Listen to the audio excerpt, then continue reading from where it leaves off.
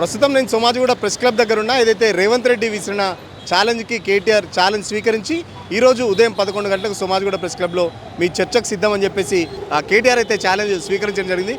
చూస్తున్నాం కదా, మొత్తం పెద్ద ఎత్తున ఇక్కడ పోలీస్ బందోబస్తు అయితే ఏర్పాటు చేయడం జరిగింది. ఇటు పక్కన అటు పక్కన మొత్తం అటు ట్రాన్స్పోర్ట్ ఆఫీస్ పక్కన సంబంధించి అటు బస్ స్టాప్లో మొత్తం పెద్ద ఎత్తున పోలీస్ వెహికల్స్, ఎవరైనా కాంగ్రెస్ వాళ్ళు వస్తే ఒకవేళ బీఆర్ఎస్ వాళ్ళు ఘర్షణ పడతారనే సమాచారంతో కూడా మొత్తం పెద్ద ఎత్తున అరెస్ట్ చేసే అవసరం అయితే పంపించేందుకు పోలీసు వ్యాన్స్ కూడా పోలీసు అంతా సిద్ధం చేసి పెట్టారు. భారీగా ఇక్కడ పోలీసులు అయితే మోహరించడం జరిగింది. లోపల కార్యకర్తలు బీఆర్ఎస్ లీడర్లు కూడా పెద్ద ఎత్తున అయితే వచ్చారు.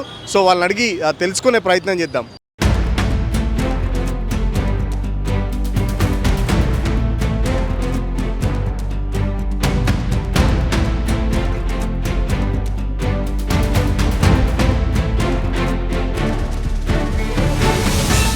ఛాలెంజ్ సంబంధించి మనతో మాట్లాడడానికి బీఆర్ఎస్ సీనియర్ నాయకులు రవికుమార్ గౌడ్ ఉన్నారు. అన్న, ఏంటి ఛాలెంజ్ విసిరారు, మీరు స్వీకరించారు, బట్ ఛాలెంజ్ సంబంధించి రేవంత్ రెడ్డి అయితే ఇక్కడ ఢిల్లీలో ఉన్నారు, ఇప్పుడు లేరు, మరి ఎవరితో మాట్లాడతారు? ఇప్పుడు వాళ్లకు మాట ఇచ్చడం తప్పుకోవడం తప్ప వాళ్ళకి ఇంకేం మాట నిలబెట్టుకుని అలవాటు లేదు కదా. సవాలు విసిరినరు, స్వీకరించినాం, చర్చకు రమ్మని చెప్పినాం. చర్చ వేదిక సమయాన్ని మీరే ఖరారు చేయండి అని ఎక్కడ చెప్తారో చెప్పండి, మేము అక్కడికి వస్తామని చెప్పినాం. మరి రాలే, ఎవరు ఇవ్వాలి? ఛాలెంజ్ విసిరిందేవాడు, తోకముర్చి జారుకున్నదేవాడు, మళ్ళీ నోటికి వచ్చినట్టు లంగా మాటలు అబద్ధాలు మాట్లాడుతున్నాయి. ఎందుకంటే ఎవరు వాళ్ళ ఎందుకు ముచ్చుకున్నారు? ఎస్, వాళ్ళు చెప్పిన సవాల్ ఏంది? చాలా స్పష్టంగా 60,000 ఉద్యోగాలు తలకాయ పెట్టి చెప్తాను. మరి చెప్పండి, మరి వచ్చి చెప్పండి, ఎవడొద్దన్నాడు? అది కదా సమాధానం లేదు. ఎందుకంటే అబద్ధమని వాళ్ళు తెలుసు, లంగమాట చెప్పినమని వాళ్ళకు తెలుసు, రైతు బంధు ఎగ్గొట్టిన సంగతి వాళ్ళకు తెలుసు. కేసీఆర్ బిచ్చం వేసినట్టు 10,000 ఇస్తున్నాడు ఎకరానికి, మేము 15,000 ఇస్తామని చెప్పేసి అసలు కేసరి పెట్టినటువంటిది వాళ్ళకి తెలియదా? 3 పంటలకు ఇస్తున్నాడు. ఏకకాలంలో 9,000 ఇచ్చినాం, 9,000 కోట్లు ఇచ్చినాం అని చెప్పేసి చెప్తుంది కదా ప్రభుత్వం గొప్పగా. ఊరే ప్రతిసారి 12, ఇప్పటికీ కేసీఆర్ గారు 12 సార్లు ఇచ్చిండండి రైతు బంధు. 12 సార్లు ఇచ్చిండు, ఒక్కసారి కాదు, 12 సార్లు ఇచ్చిండు. కేసీఆర్ గారు 10,000 ఇస్తున్నాడు ఎకరానికి, మేము 15,000 ఇస్తాము. మళ్ళీ కేసీఆర్ గారు 2 పంటలకే ఇస్తున్నాడు, మేము 3 పంటలకి ఇస్తామని చెప్పేసిండు. ఎక్కడ పోయింది రైతు? మాకులే మేము అవలగాలమా? అన్నీ చెప్పిండు. 2 లక్షల రుణమాఫీ అన్నారు, 40,000 కోట్లు అన్నారు. నిన్ననే చెప్పిండు 21,000 కోట్లు ఇచ్చినామని చెప్పిండు. మరి ఇంకా 19,000 కోట్లు ఎందుకు ఎగ్గొట్టిండ్రు? మోసం కాదా? అంటే నోటికి వచ్చినట్టు అబద్ధాలు చెప్పడం, అబద్ధపు హామీలు ఇచ్చి మోసం చేసి అధికారంలోకి వచ్చిండు. దానివల్ల ప్రజలు ఎక్కడికక్కడ ఎండగడుతున్నారు, ప్రశ్నిస్తున్నారు. దానికి వాళ్ళ కేసీఆర్ గారు, కేటీఆర్ గారు ఒక పెద్ద దిక్కులాగా తెలంగాణకు ఒక రక్షణ కవచంలాగా ఉన్నారు. కాబట్టి ఆ లంగ మాటలు వీళ్ళ మాటలు. మనతో పాటు కొంతమంది మహిళా నాయకురాలు ఉన్నారు, అడిగి తెలుసుకుందాం. అక్క, ఏంటి రేవంత్ రెడ్డి అయితే ఢిల్లీలోకి వెళ్ళిపోయింది, మరి ఇప్పుడు ఎవరితో మాట్లాడతారు మీరు? సవాలు విసిరడము, తోక ముడవడము రేవంత్ రెడ్డికి నైజం అయిపోయింది. రైతులకు ఏం చేసినావు అనే దాని మీద చర్చకు సిద్ధమా అని అంటే తోక ముడిచిండు పోయిండు. చేసింది ఏం లేక, చెప్పుకోవడానికి ఏం లేక, ఢిల్లీకి సీటు కాపాడుకోవడానికి కప్పం కట్టడానికి ఢిల్లీ బాట పట్టిండు. ఇప్పుడు ఢిల్లీలో కూడా రాహుల్ గాంధీ అపాయింట్మెంట్ దొరకలేదట. ఇక్కడనేమో సోమాజిగూడ ప్రెస్ క్లబ్కి వస్తే ఇక్కడ ఏం ప్రశ్నలు చెప్పాలి, ఆయన ప్రశ్నలు అడిగితే నేనేం ఆన్సర్లు చెప్పాలని చెప్పడానికి ఆన్సర్లు లేక హోటల్ రూమ్లో తలదార్చుకొని బోర్మని ఎడతాడట. రేవంత్ రెడ్డి పరిస్థితి గట్లున్నది. తెలంగాణ రాష్ట్రంలో, తెలంగాణ రాజకీయాలల్లా నీ మార్కు లేదు. రేపు రాబోయే రోజులల్లా గూగుల్లా నీచాతి నీచమైన ముఖ్యమంత్రి ఎవరు అని కొడితే నీ పేరు వెళ్తుంది. ఇప్పటికైనా సవాళ్ళు విసురుడు బంద్ చేయి. ఆనాడు 2018లో కొడంగల్లో ఓడిపోతే రాజకీయ సన్యాసం తీసుకుంటా అన్నావు, ఓడిపోయినవు, సన్యాసం తీసుకోలే. సన్యాసి కానివి మళ్ళీ మా మీదకి వచ్చినావు. ఏదో దారి తప్పి ప్రజలు నిన్ను నమ్మి ఓట్లేసిండ్రు. ఓట్లేసిన ప్రజలకు పంగనామాలు పెట్టినావు, హామీలను బురదలో దొక్కినావు. ఇప్పటికైనా నీ బూతు మాటలను, ఆ ప్రజలకు పాలన ఇస్తానో చూడు, ఆ పాలన మీద బూతు మాటలు తగ్గించి పాలన మీద దృష్టి పెట్టు. రేవంత్ రెడ్డి రాకపోయినా కూడా కాంగ్రెస్ వాళ్ళు ఉన్నారు కదా, ఎవరన్నా ఒకరు వచ్చి అయితే సమాధానం చెప్పాలి కదా. సమాధానాలు చెప్పలేని వాళ్ళే కాంగ్రెస్ వాళ్ళు. సమాధానాలు లేక ఊర్లు పట్టుకొని తిరుగుతున్నదే, ఊళ్ళల్లో తలదాసుకుంటున్న వాళ్ళదే కాంగ్రెస్ వాళ్ళు. రేవంత్ రెడ్డి స్థాయి కేటీఆర్ స్థాయి ఒకటి కాదు, రేవంత్ రెడ్డి స్థాయి కేసీఆర్ అని చెప్తున్నారు కాంగ్రెస్ వాళ్ళు. కేటీఆర్ స్థాయి ఆకాశమంతా, రేవంత్ రెడ్డి స్థాయి ఆవగింజంతా. అది రాసి పెట్టుకోర్రి. కేటీఆర్ ఎక్కడ, రేవంత్ రెడ్డి ఎక్కడ? అసలు ఏదో దారి తప్పిపోయి ముఖ్యమంత్రి అయిండు. కాంగ్రెస్లా ఎవరు పైసలు ఇచ్చేటోళ్ళు లేక ఈయన ఆడిడ ఆర్టీఐలు అవి ఇవి బ్రోకరిజాలు చేసి రియల్ ఎస్టేట్ దందాలు చేసి సంపాదించిన పైసలన్నీ తీసుకుపోయి కాంగ్రెస్ వాళ్ళకు కప్పం కడితే ఢిల్లీ నుంచి వచ్చిన సీల్డ్ కవర్ ముఖ్యమంత్రివి నువ్వు. కేటీఆర్ అన్న ఉద్యమంలోకి వెళ్ళి వచ్చిండు. ఒక ఉద్యమ నాయకుడి కొడుకు, చదువు సంస్కారం ఉన్న వ్యక్తి. ఎక్కడికి పోతే ఏం మాట్లాడాలో ఆయనకు తెలుసు. నీకు కూసున్న కాడ ఏం మాట్లాడాలో తెలియదు, ఎల్బీ స్టేడియం స్టేడియంలకు పోతే ఏం మాట్లాడాలో తెలియదు, సంతాప సభకు పోతే ఏం మాట్లాడాలో తేడా తెలియనోనివి నువ్వు. అసలు నీ స్థాయికి కేటీఆర్ అన్ననే చాలా ఎక్కువ బిడ్డ, నీ స్థాయిని ఎక్కువ ఊహించుకోకు.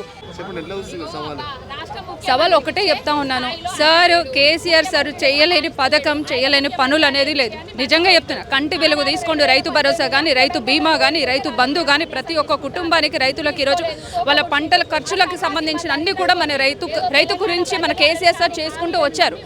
ఈరోజు ఎలక్షన్స్ వస్తున్నాయి కాబట్టి చేసుకుంటూ వస్తున్నాయి. అవి కూడా ఎంతమందికి అందుతున్నాయో ఎంతమందికి అందడం కూడా లేదనేది చూసుకోవాలి. ఇంకో విషయం కూడా చెప్తా ఉన్నాను, మండల ఆఫీసులలో కూడా రైతులకు ఎక్కువ చేసినామని కదా రేవంత్ రెడ్డి మీకు ఛాలెంజ్ విసిరింది. మరి మాకంటే ఎక్కువ చేశారా? సరే ఒక పని చేద్దాం, మాకంటే ఎక్కువ చేశారంటున్నారు కదా, మరి మీరు వస్తారో వాళ్ళని రమ్మని చెప్పండి, మేము వస్తాం. మరి పదండి అక్కడికి, ఎక్కడైతే రైతుల దగ్గరికి వెళ్ళి రైతుల దగ్గరనే తెలుసుకుందాం. మనం ఇక్కడ సవాల్ ఇచ్చడం కాదు, రైతుల దగ్గర నుంచి జవాబు తీసుకున్న తర్వాత నేను చెప్పగలుగుతాను. రేవంత్ రెడ్డి గారు సవాల్ విసిరిండ్రు కదండి, కేటీఆర్ గారు వస్తారా రారని. ఈరోజు ఇక్కడ సోమాజిగూడ ప్రెస్ క్లబ్కి రావడం జరుగుతుంది. ఈరోజు చూడండి ఆ సవాల్లో ఏం జరుగుతుందో మీరే చెప్తారు. ఇంతమంది లీడర్లు ఇక్కడ అంతమంది అంటే ఇంతమంది లీడర్లు ఎందుకు వచ్చారు? రేవంత్ రెడ్డి వస్తారని మీరు ఎక్స్పెక్ట్ చేసిరా లేకపోతే? రేవంత్ రెడ్డి అన్నారు కదండి, సవాల్ విసిరిండ్రు కదా, మా కేటీఆర్ గారు ఏం చెప్తారో అది వినడానికి మా నాయకులందరూ వచ్చామండి ఇక్కడికి. ముఖ్యమంత్రి గారు కేటీఆర్ గారికి కేసీఆర్ గారికి సవాల్ విసిరిండు. జరిగిన 19 నెలల కాలం లోపల తెలంగాణ ప్రభుత్వం రేవంత్ రెడ్డి గారి ప్రభుత్వం చేపట్టిన అభివృద్ధి కార్యక్రమాల్లో చర్చకు సిద్ధం, దమ్ముంటే రండి అని చెప్పి కేసీఆర్ గారికి కేటీఆర్ గారికి సవాల్ ఇచ్చిండు. ఇవాళ ముఖ్యమంత్రి సవాల్ని స్వీకరించి మా పార్టీ వర్కింగ్ ప్రెసిడెంట్ కేటీఆర్ గారు ఇవాళ సోమాజిగూడ ప్రెస్ క్లబ్కి ఆల్రెడీ బయలుదేరడం జరిగింది. కానీ ఇప్పటి వరకు ముఖ్యమంత్రి అతిగా అత్తలేదు పత్తలేదు, ఆయన ఢిల్లీ వెళ్ళని చెప్తా ఉన్నారు. చర్చ నుంచి పారిపోయాడు. తెలంగాణ అభివృద్ధి కోసం ఢిల్లీ వెళ్ళని చెప్తున్నారు కాంగ్రెస్ వాళ్ళు. అవును, ఇలా సవాల్ విసినాక ఎందుకు వాళ్ళు ఆగాలి కదా, మాట్లాడాలి కదా, లేదంటే ముందే ప్రకటించాలి. నాకు ఎల్లుండి నాకు వీలు కాదు, తర్వాత వస్తానని చెప్పి డేట్ ప్రకటించు. ఇవాళ సవాల్ విసిరింది ముఖ్యమంత్రి.